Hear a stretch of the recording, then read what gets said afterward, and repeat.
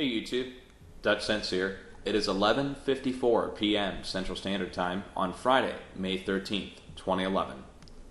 And this is basically May 14th, but this is your global earthquake and volcano overview.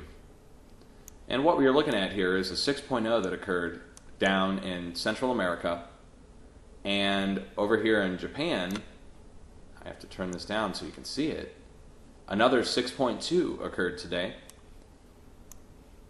And when I see this is two 6.0s occurring the same day, and over the last week, we've had, let me just turn this up so you can see it, we had a 6.8, a 6.3, a 6.2, and a 6.0 in the last 4 days. And let me turn that up to 7 and see if there's any more. So this is a large number of large earthquakes to occur within the same week. And then if you turn it down just a magnitude to 5, you can really see the large number of earthquakes that have occurred. And you know where the activity is. And if you turn it down just a tad bit more, down to 4s, it'll give you a good idea of areas that are a threat watch. So when I look at the United States and when I look at basically the Americas, I see from western to eastern Alaska, all the way up past Anchorage, 5.0 threat watch anywhere in there. And that could be greater than 5.0. I'm just saying 5 as a standard to look out for. Anything greater than 5 could be expected in that area. And the same goes for Baja California, all the way up through the Cascadia. So basically British Columbia and Seattle down through Tijuana, Mexico.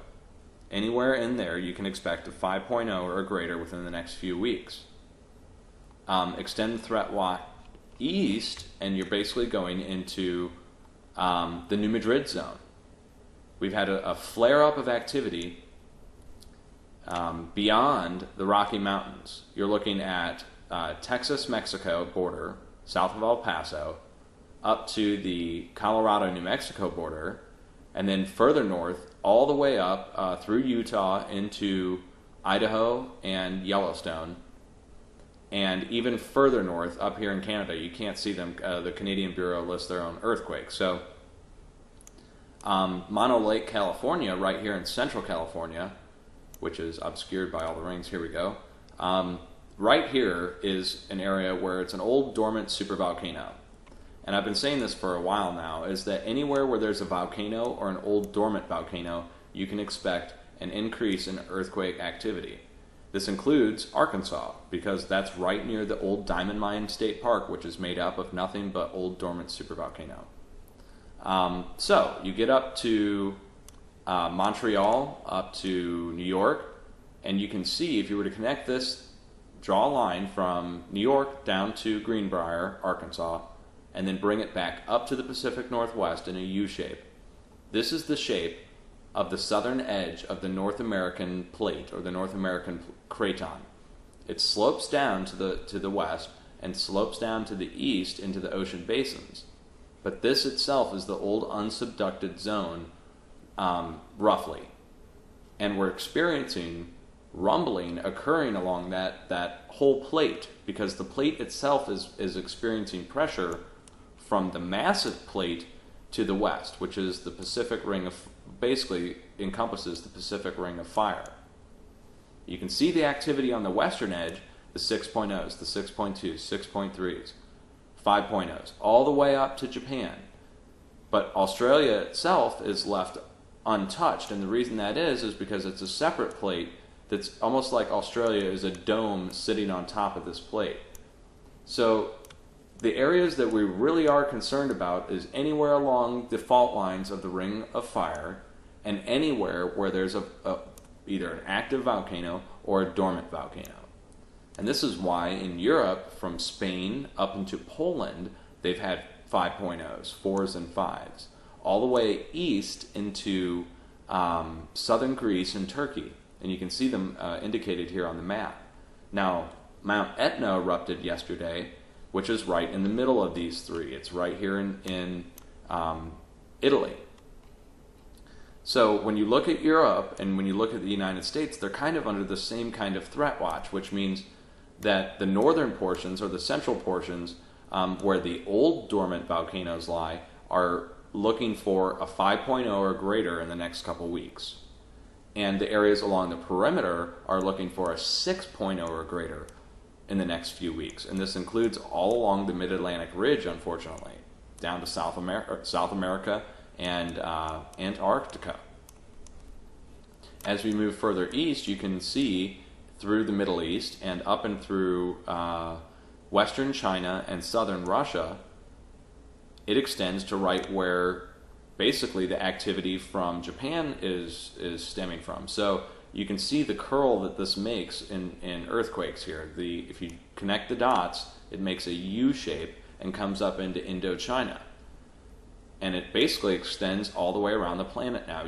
We're basically going from Spain up into Central Europe, down through Indochina, and curling back around and coming up into Asia itself, and going back up through Alaska, back down through the United States, and then the pressure builds up back over here on the Mid-Atlantic Ridge. So we really are seeing global activity having global consequences, and it's picking up at such a rate that it's noticeable, that you can actually see it on a map now. And we really are looking at a large number of earthquakes. I can't stress that enough. We're basically right back to where we were before Japan, before the big Japan quake. There were swarms like this happening, and they were starting to pick up in frequency and intensity, and we can see it today. Let me just show you one more time, show you the last 24 hours. This is the last 24 hours fed through the United States Geological Survey. This isn't even a full list at all, but you can really see the areas of concern. So areas of concern, I will reiterate: New Madrid, 5.0 or greater in the next few weeks, maybe, possibly.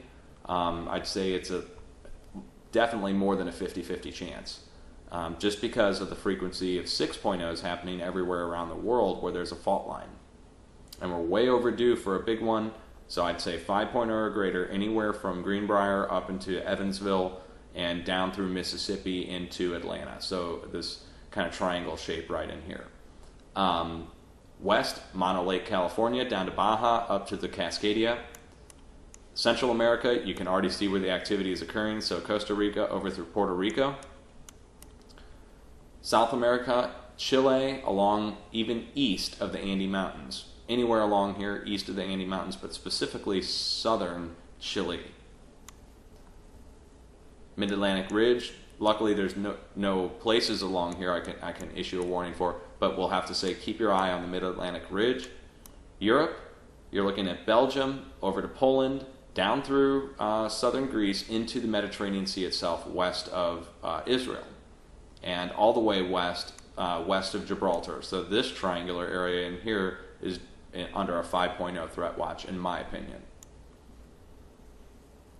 Also, extending through the Middle East up into Indochina, you're definitely looking at maybe even a threat of a 7.0 or greater in the next few weeks. And of course, Asia, Japan, it's going to continue just like it has been. So you're going to go for, 4s and 5s for a while, then you'll see it drop off down into the 4s, and then you'll see another large one. It just depends on how large it is. 6.0 or greater, guaranteed. So there you go, folks. Much love during these times. Hang in there.